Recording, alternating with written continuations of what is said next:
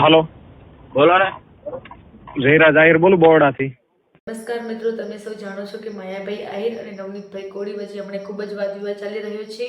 એનો audio clip અમે આગળ વિડીયોમાં સંભળાવશું, પણ આપણે એના પહેલાં જાણી લઈએ કે આ મામલામાં હતું શું. કે એવું હતું કે બગદાણાના જે ટ્રસ્ટ છે એના માયાભાઈ આહિર અને નવનીતભાઈ કોળી એ સભ્ય છે. તો નવનીતભાઈ કોળીને એવું લાગ્યું કે સાયદામાં ઘોટાળો થઈ રહ્યો છે, તો એમને માયાભાઈ આહિરને ફોન કર્યો કે આવો બધો મામલો થઈ રહ્યો છે, પણ એમને કોઈ જવાબ આપ્યો નહીં.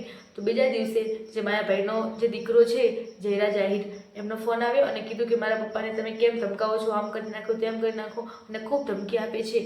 અને થોડા દિવસ જતા રહે છે ત્યારે નવનીતભાઈ કોળીનો દીકરો ટ્રેક્ટર લઈને જતો હોય છે, અને ત્યારે આજે 3-4 માણસો એમને ટ્રેક્ટરની ચાવી લઈ લે છે.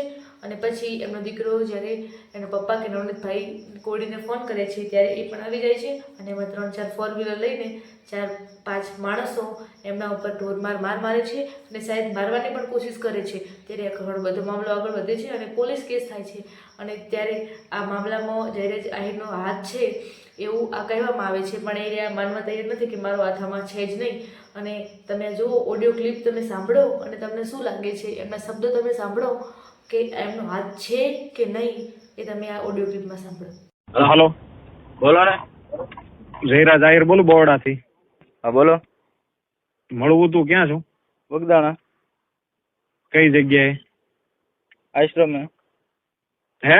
આશ્રમે. હા, તો ક્યારે મળું છું? તમે કયો ત્યારે. તો વાંધો નહીં, પ્રસંગમાં છું હમણાં, આવું ફોન કરું. શું હતું? હું એ રૂબરૂ વાત કરીએ. હો, કઈ વાંધો નહીં.